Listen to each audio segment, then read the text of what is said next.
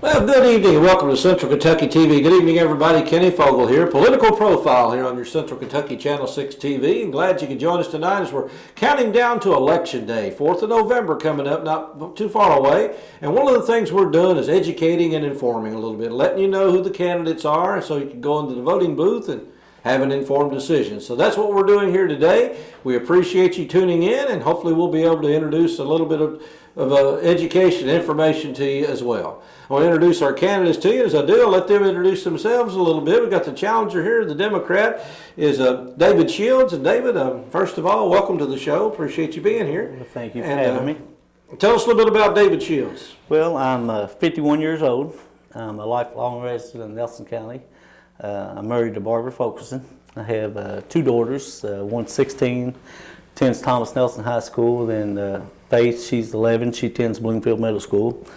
Owner of Old Delaney's Country Ham Store here in Bardstown for the past 24 years. And then I enjoy working with people. All right. And our incumbent for this time is Republican Jeff Lear. And Jeff, welcome. Thank you. All right. Well, tell us a little bit about Jeff right now. Who you are. Well, I'm Jeff Lear. I own Bardstown Internet Service. Been providing internet service to Nelson, Marion, Taylor, Washington County since '96. Before that, I was an electronics engineer for the Navy in Indianapolis for about 7 years. Graduated from Bardstown High School. Got my Bachelor's of Science degree in Electrical Engineering from the University of Kentucky and Associate of Science from Eastern Kentucky University. I've been married 29 years to Beth Phillips earlier, and we have 3 kids, 2 daughters, Amelia and Helena, my son Adam, son-in-law Casey, and a 1-year-old granddaughter Lila. A full house there. Well, David, we're talking about the 4th District Magistrate seat, and you've lived in the 4th District for quite some time, most of your life, I think. Most of my life. And you have a store, and so that's probably a gathering place to learn issues. What is it that you know about the 4th District that you like, don't like, or why do you what makes you want to represent this area? Well, actually, I've been in the 4th District all my life, and when we decided to build, we looked quite a few places, and we decided on 4th District because that was home to us. That's where we grew up at. That's where Barbara's from, and that's where I'm from in the District 4. I know a lot of people in the district. I worked at another store for 10 years, so I got to know a lot of people while I worked there. Then when I bought this store, and I still see a lot of my neighbors, a lot of my friends, a lot of the family. So, I forgot the question. Well, just say, what is it about the 4th District that you see that you like? It's just the neighbors, the people, and it's just a pretty district. Everything's good and easy. Well, Jeff, obviously you've been magistrate for the last 4 years, and you like the job, obviously, or you wouldn't refile and run again. So what is it that you enjoy about doing that? Well, I guess the short answer to it is, Nelson County and the 4th District has been very good to me, and I like to give back. I do a lot of community service. I just think that the people of the 4th District deserve good representation, and I think I've proven over the past 4 years that I can do that. Well, is there any particular issues that either of you think that's specific to the 4th District or Nelson County as a whole that you think really need to be addressed that maybe are not being addressed right now, or maybe we're doing too much? What changes do you see need to be made right away? Well, every election cycle, it's always planning and zoning. Right. That's number one on everybody's when you're talking to them. And then accessibility, able to get a hold of you, able to contact you. And, a lot of times, I go visit people and I enjoy talking to them, enjoy staying there, and it's hard for me to get away a lot of times. But planning and zoning would be the number one issue in our district. The second issue would be transportation. The more growth we have, the heavier traffic becomes, and we're playing catch up on the roads. And right now we got a lot of road construction going on, which is, it's going to make it easier in the long run. And then, the third issue would be the quality of life. Everybody enjoys that. Yeah. So. Well, Jeff, you get phone calls, I'm sure. Oh, yeah. So what's pushing your buttons? I don't know, I got to agree with David that planning and zoning is always an issue. And it's an issue because it's a complicated thing. It's not as simple as a lot of people believe that it is. And I think there's a lot of misunderstanding about the ordinances itself. That's why I spend quite a bit of time doing research, both formal and informal research. I spend a lot of time talking to people, attorneys, real estate agents, landowners, and I think one of the biggest misconceptions about planning and zoning is that we as Nelson County Fiscal Court have a complicated ordinance, and we do not have it. It's not particularly complex. However, any community that has planning and zoning in place is required to follow state law, right? Particularly KRS 100. Now, KRS 100 is a complicated issue, and there are various interpretations to the meaning, and they're implemented differently in different communities. If you read some of the Supreme Court decisions where landowners and planning and zoning agencies have differences, I can read it, interpret it one way. I have two attorneys that look at it, interpret it different ways. So it's kind of a circle, and I spend a lot of time doing the research and the training to learn all that I can about it, because it is such a complicated issue and it is a hot button issue. Okay. Well, David, you mentioned growth a minute ago. Obviously, growth affects a lot of things, transportation, it affects everything, how much water we even have in the county. I mean, basically, what do you see is our answer to growth? Do you think we should embrace it, or is it something we just have to live with, and it's going to happen whether we do anything about it or not? Well, I think we ought to embrace it, and it's going to happen whether we want it or not. But that's where the planning and zoning kicks in, because you're planning and then you start to zone for it. A lot of the problems with that is, I think, when you approach the zoning administrator or it's the attitude that you get. Now, you're going in there, you own the property, you paid for it, and you want to do this, and then you got somebody over here telling you can't do it. And I had a situation where I wanted to do something, so when I approached it, well, you can't do that. And in exact words, I said, well, you don't know what I got. And she said, oh, yes, I do. And she went right over and she knew what I had. And I'll give her credit for that. And then she explained it to me, and I understand. And, everybody else was having to follow that rule, and I had to follow that rule. Yeah. But, it's just when you approach people and you're telling them they can't do it. Then we've got some situations like some farmers, and we had a farmer who wanted to give his daughter or son some acreage. But they didn't want a whole lot. They just wanted a lot. And then you run into the problem of under-controlled subdivisions, when they start giving off lots, and maybe they don't like that house and they sell it, and then you start building more.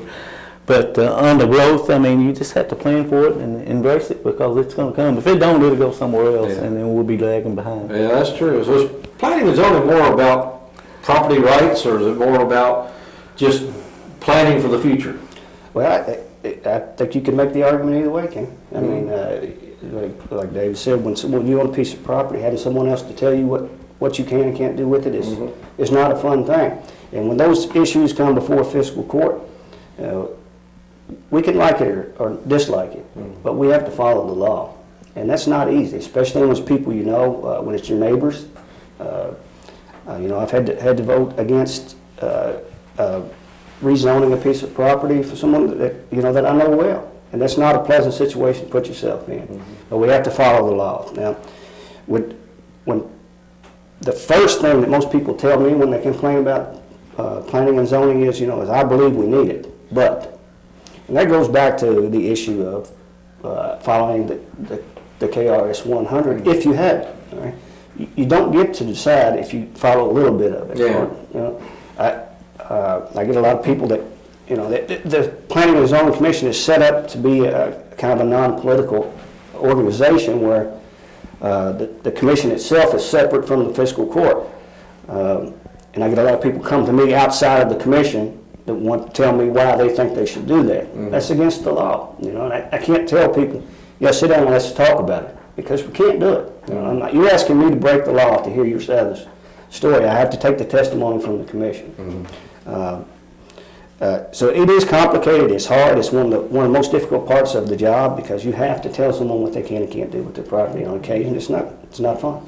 Okay, well, I'll stick with you on this next question, and I'll go to David. Basically, like I said, you've been a magistrate for 4 years. You know what the job is. What does it take to be a good magistrate? And I know being a Republican, sometimes you're the odd man out, even though most of the issues aren't political. But does that make you feel any different, or how's that work on fiscal court? No, being a lone Republican is not an issue whatsoever. I mean, the people that make more about that are the media and those who are ultra political on either side. They seem to make that more of an issue than we do. We talk, we collaborate, we respect each other's opinions. You know, I don't think I've ever had any kind of right-left issue that we disagree on too much.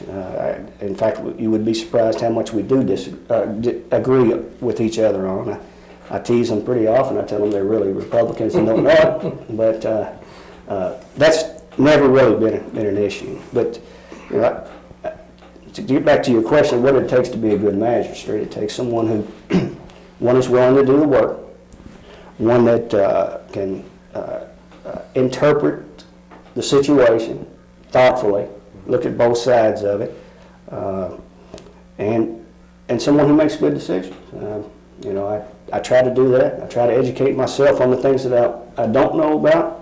I try to keep up with the current changes in things, and you know, it takes time and effort is what it takes. All right. Well, David, basically the same thing. As you know what the role of a magistrate is. I mean, basically, what does it take to be a good magistrate as far as you're concerned, and how would you fit that role? You know, it first starts with your constituents, and you know, when they call you, you go meet with them or talk to them, and you find their concerns, and then you relay that back to the court, and then you do your research. You know, any good politician or magistrate to do his research and know what he's talking about, and then it takes teamwork, and you have to and whether you're a Democrat or a Republican, you all have to work together, and you know, a lot of it's just being there and then doing your work, and you know, you got to want to do it, and you got to be interested in it.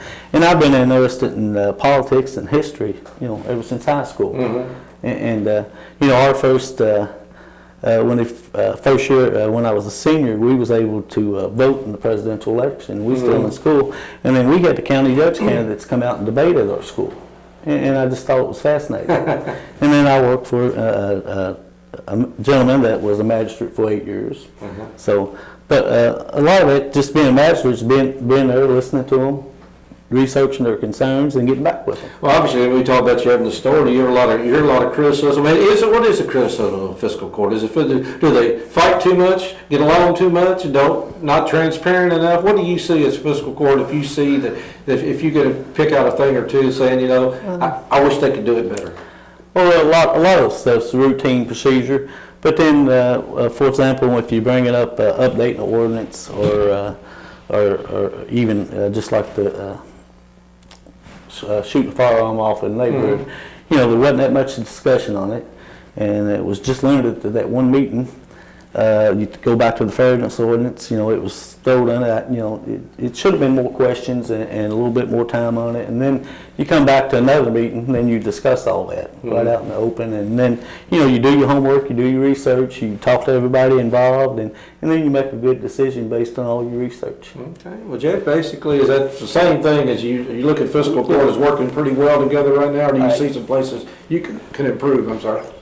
Well, I mean, we do a good job of communicating, I think, and you know, I don't think it's necessarily a good thing that everybody gets along all the time, but I think it's just equally bad if they don't get along ever. Yeah. I mean, if you look at Frankfurt and Washington, you can see what's going on. We do a lot of research on these things, and you know, most of the time when you talk to constituents, the best. A lot of the time is pointing them in the right direction. They don't really have a concern with a county issue, or they just don't know where to go. Or you can help them. You know, we get a lot of calls on problems with state roads. You know, I call them in and give them the number for the next time if they need to call them. or whether it's a drainage issue on the back of a lot that the county has no jurisdiction over, can't do. You know, there's a lot of things like that you address when they call. Yeah. All right, well, we're wrapping up here a little bit, David. Is there anything particular you want to say to the voters the 4th of November? Well, I appreciate you having me here. And then, you know, I enjoy working with people. And, you know, you can see that in the business we run.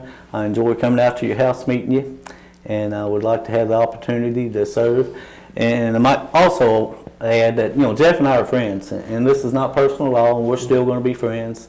And then I'd like to have you vote. And appreciate you very much watching. All right, yeah, we'll give you the last word, and before we go. You know, I want to echo David's sentiments. We're friends now. I hope we will be when this is all over. I'm sure we will be. We were last time. Hope You won't cut off his internet or anything. No, he won't. You won't cut off your sausage. He won't throw my sausage on the floor or anything, I hope. And